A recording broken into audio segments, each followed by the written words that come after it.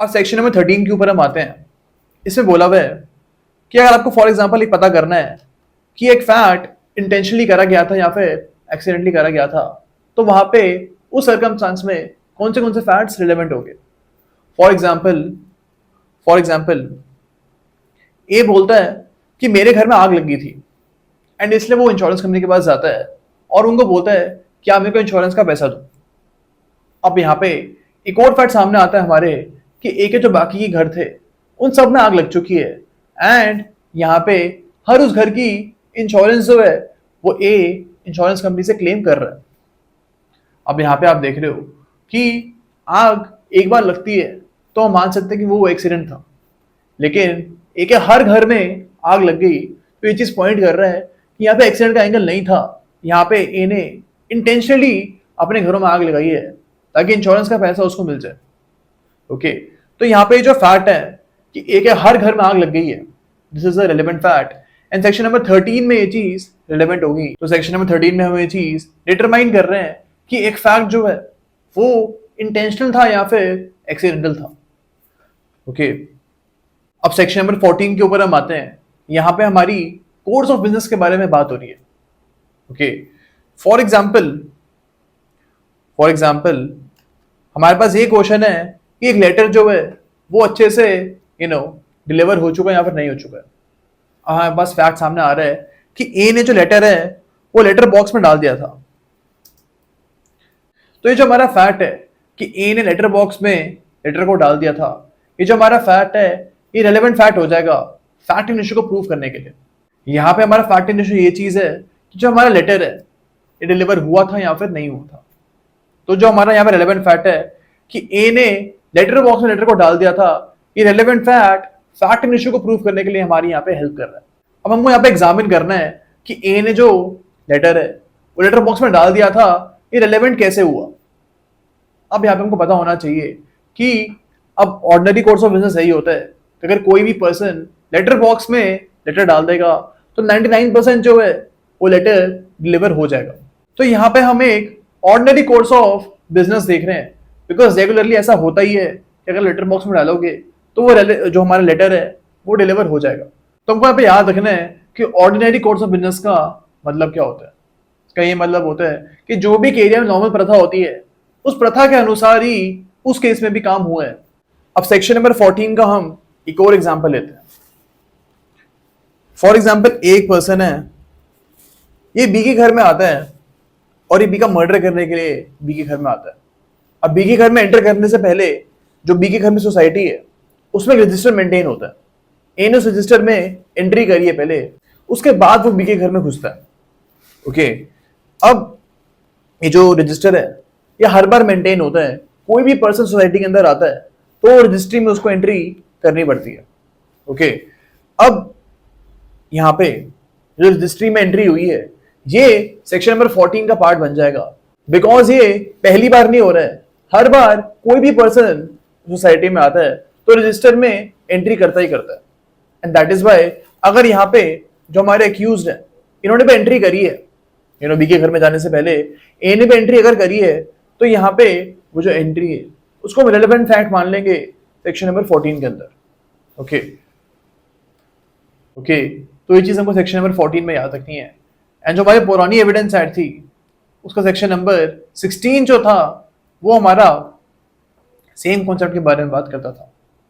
Okay, अब हम आते हैं एडमिशंस के ऊपर। सेक्शन नंबर 15 से हम स्टार्ट करेंगे और यहाँ पे आप देखोगे कि सेक्शन नंबर 15, 16, 17 और 18 जो है हमारा उसमें बताया गया है कि एडमिशंस होते क्या हैं। एंड सेक्शन नंबर 20 में हमको बताया गया है कि जो हमारे एडमिशंस हैं ये रेलेवेंट फैक्ट्स होते हैं। तो आपको याद रखना है कि सेक्शन नंबर 15, 16, 17 और 18 में ये नहीं बोला हुआ है कि एडमिशंस आर रेलेवेंट, ये सिर्फ हमको बताया गया है सेक्शन नंबर 19 में। ओके, अब जो हमारा पुराना एविडेंस आया था वहां पे सेक्शन नंबर 17 से एडमिशन का कॉन्सेप्ट स्टार्ट होता था एंड वहां पे हम देख रहे थे कि सेक्शन नंबर 21 में ये चीज बताई जा रही थी कि admissions are relevant facts. Okay, अब सेक्शन नंबर 15 पे हम आते हैं, इसको हम रीड करते हैं। इसमें हमको एडमिशन की डेफिनेशन दी हुई है। इसमें लिखा हुआ है an admission is a statement oral और डॉक्यूमेंट्री और contained in an electronic form which suggests an inference as to any fact and issue or relevant fact which is made by any person and under circumstances herein mentioned. तो यहाँ पे आप देख रहे हो कि जो हमारी एडमिशन है ये आप ओरल तरीके से भी कर सकते हो, यानी बोल के भी कर सकते हो, एंड साथ में आप डॉक्यूमेंट्री वे में भी एडमिशन कर सकते हो, यानी लिख के भी आप एडमिशन को कर सकते हो, या फिर आप इलेक्ट्रॉनिक फॉर्म में भी एडमिशन को कर सकते हो. इसका हम एग्जांपल लेते हैं. फॉर एग्जांपल ए ने व्हाट्सएप पे बी को बोला है, ए ने व्हाट्सएप या फिर ईमेल पे बी को बोला है कि मैं 5 डेज के लिए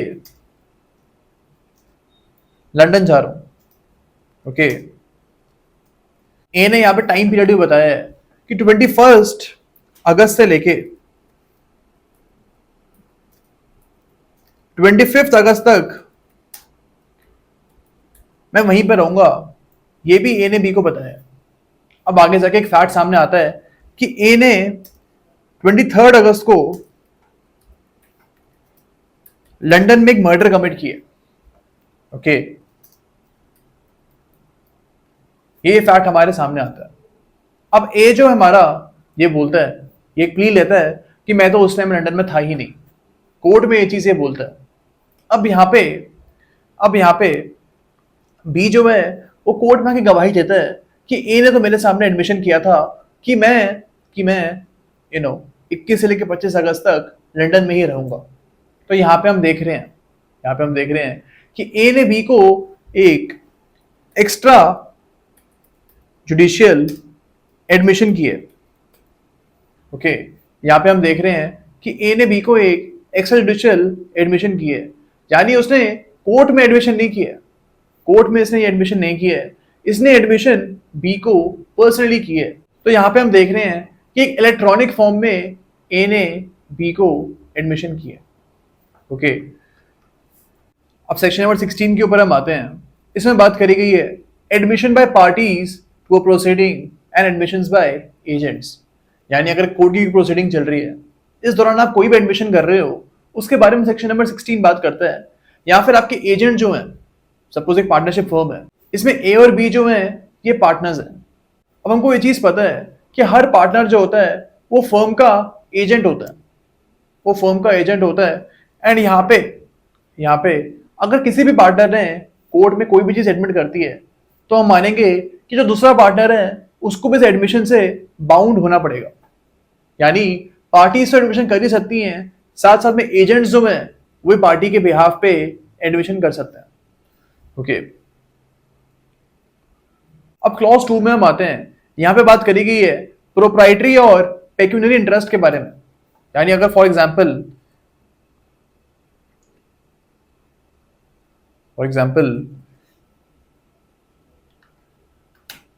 ए और बी के बीच में सूट चल रहा है कि एक घर जो है वो ए का या फिर बी का है.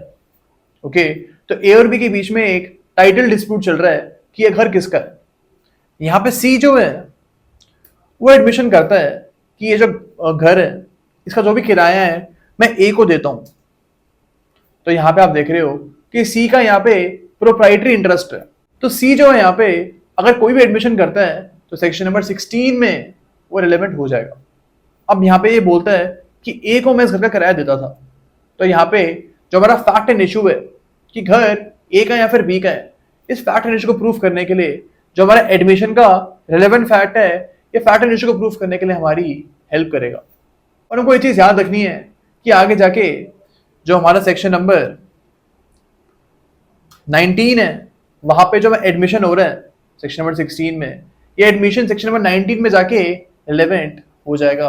एंड रिलेवेंट फैक्ट जो है हमारा फैक्ट एंड इशू को प्रूफ करने के लिए हमारी हेल्प करेगा.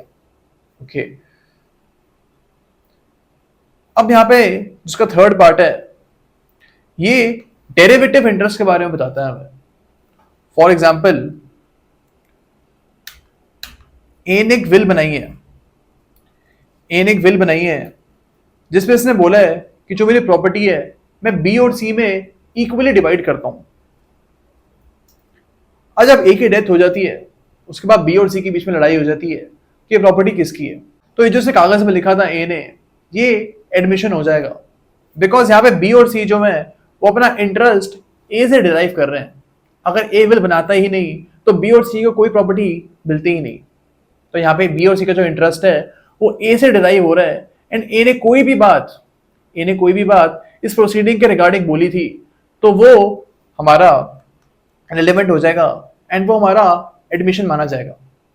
अब यहाँ पे ए की जो स्टेटमेंट है जिसने कागज में लिखा हुआ है, ये स्टेटमेंट सेक्शन नंबर 19 में जाके आप देखोगे कि रिलेवेंट हो जाएगी। ओके,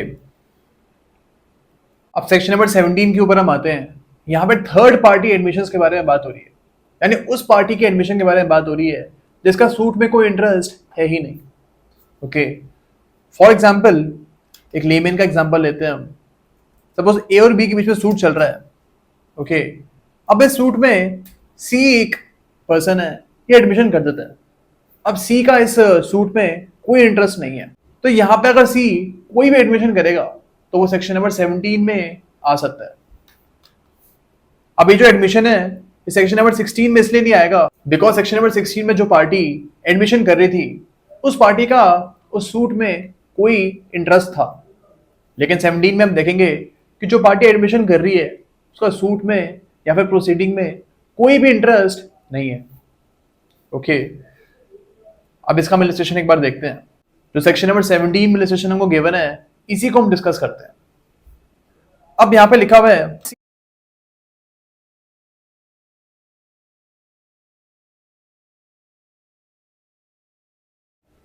अब यहां पे ए जो है वो सी को मना कर देता है। ए बोलता है कि बी तो आपको कोई रेंट ओ करता ही नहीं है, यानी बी जो है वो सी को कोई रेंट ओ करता ही नहीं है, ऐसा ए बोलता है। अब यहां पे सी जो है वो ए के खिलाफ एक सूट फाइल कर देता है कि ए ने रेंट तो कलेक्ट कर लिया लेकिन ये रेंट इसने मेरे को दिया नहीं। और यहाँ पे ए जो है वही जस्टिफिकेशन दे रहा है कि मैंने तो बी से रेंट कलेक्ट किया ही नहीं था बिकॉज बी सी को कोई रेंट ओ करता ही नहीं था। तो यहाँ पे दो अलग अलग आर्गुमेंट्स आ रही हैं। सी बोलता है कि ए ने रेंट कलेक्ट कर दिया है लेकिन ये रेंट लाके उसने मेरे को वापस नहीं किया है, और यहाँ पे झूठ बोल रहा है कि बी मेरे को कोई रेंट ओ करता ही नहीं था। अब इस सूट में बी की एंट्री होती है और बी यहाँ पे एडमिशन करता है कि जो भी पैसा था वो मैं सी को ओ करता था। यहाँ पे बी बोलता है कि जब भी रेंट ड्यू होता था जो भी पैसा था मैं जाके सी को देता था। तो यहाँ पे बी का एडमिशन हो चुका है ये चीज।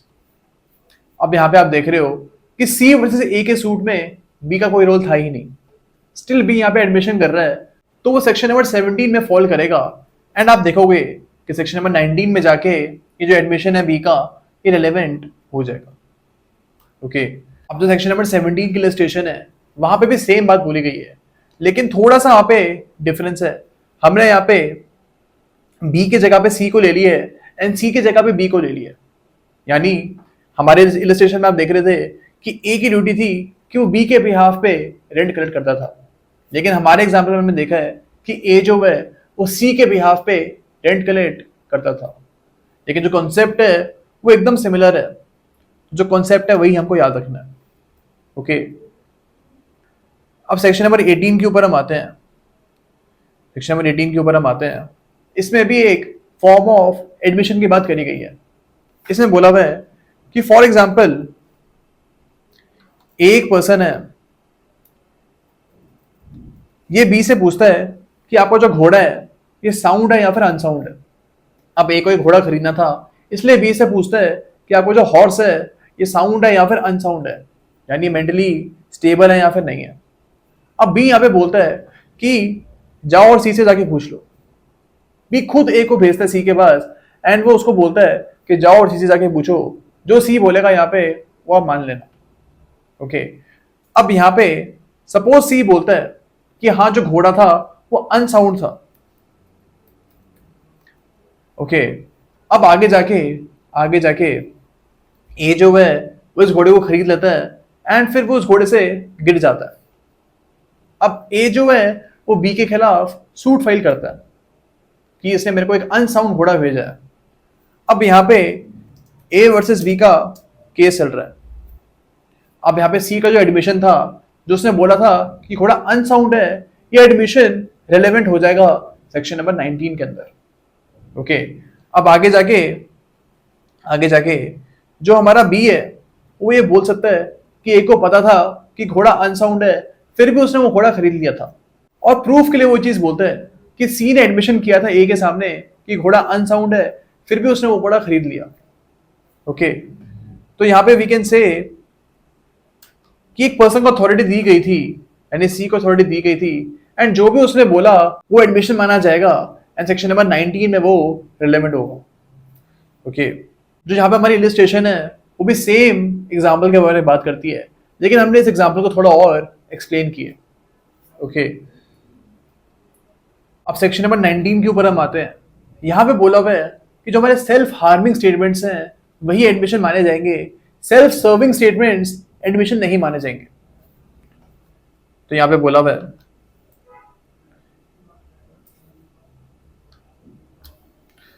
सेल्फ हार्मिंग स्टेटमेंट्स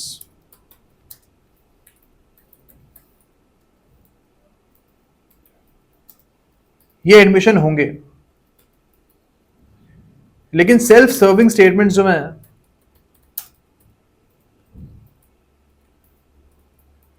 ये एडमिशन नहीं होंगे। अब सेल्फ हार्मिंग स्टेटमेंट्स वो स्टेटमेंट्स होती हैं जिनको मेक करने से जो हमारा मेकर है उसको कुछ नुकसान होगा। सपोज ए बोलता है कोर्ट में कि मैंने बी का मर्डर कमिट किया। अब ये जो हमारी स्टेटमेंट है ये सेल्फ हार्मिंग स्टेटमेंट है, बिकॉज ये स्टेटमेंट से ए को ही नुकसान हो रहा है, तो ये एडमिशन बन सकते हैं। लेकिन सपोज अगर ए अपने डायरी में लिखता है कि मैंने बी का मर्डर कमिट नहीं किया,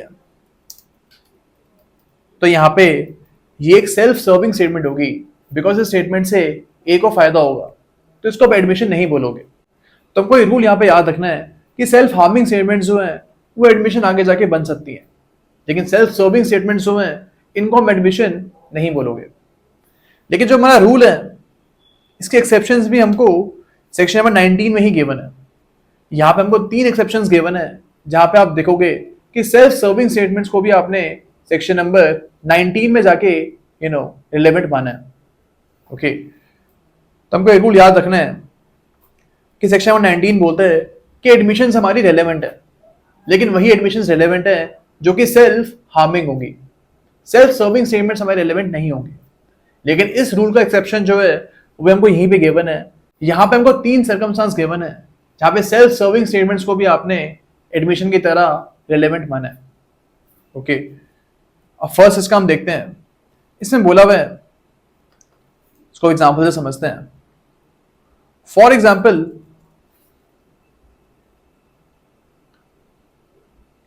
ए जो है ये बी को बोलता है कि मेरा अभी एक्सीडेंट हुआ है और एक्सीडेंट मेरा सी ने किया। ओके, अब यहां पे ए जो है उसका खून वो निकल रहा था, वो इंजर्ड था, तब उसने स्टेटमेंट ए को बी को बोली है। अब आगे जाके अगर ए की डेथ हो जाती है तो जो भी बी को ये बोल रहा है ये डाइन डिक्लेरेशन माना जाएगा। आगे जाके हम देखेंगे कि जो हमारी डाइन डिक्लेरेशन है ये रेलेवेंट होती है। ओके, लेकिन यहाँ पे ए जो है इसकी डेथ नहीं होती है, यहाँ पे ए नहीं मरता है।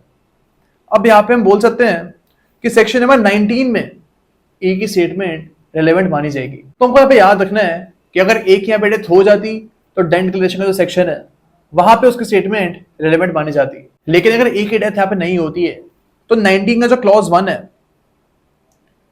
यहां पे ए की स्टेटमेंट रेलेवेंट मानी जाएगी।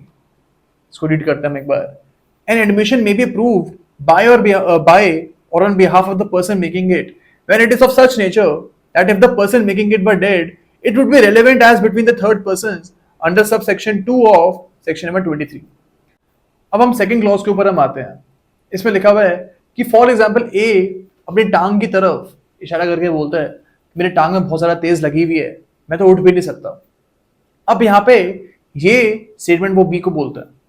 अब आगे जाके ए के ऊपर एलिगेशन लगाया जा रहा है कि ए ने सी का मर्डर कमिट किया। अब यहाँ पे ए ने जो बी को बोला था कि मेरी टांग में बहुत ज्यादा तेज लगी हुई है और मैं तो चल भी नहीं सकता, ये स्टेटमेंट जो है ये ए के हम बेनिफिट में यूज कर सकते हैं। अब ये स्टेटमेंट सेल्फ सर्विंग स्टेटमेंट है, लेकिन स्टिल इस स्टेटमेंट को आप एडमिशन की तरह ए के फेवर में यूज कर सकते हो, बिकॉज यहाँ पे हम देख रहे हैं कि ए की जो स्टेटमेंट है बी को, इसका फॉल्स सूट होने के चांसेस हाईली इम्प्रोबेबल है, यानी बहुत ज्यादा इम्प्रोबेबल है कि ए यहाँ पे झूठ बोल रहा है। Okay, and that is why A की जो यहाँ पे स्टेटमेंट है, इवन तो ये सेल्फ सर्विंग स्टेटमेंट है, बट इसको हम रिलेवेंट मानेंगे सेक्शन नंबर 19 में। ओके,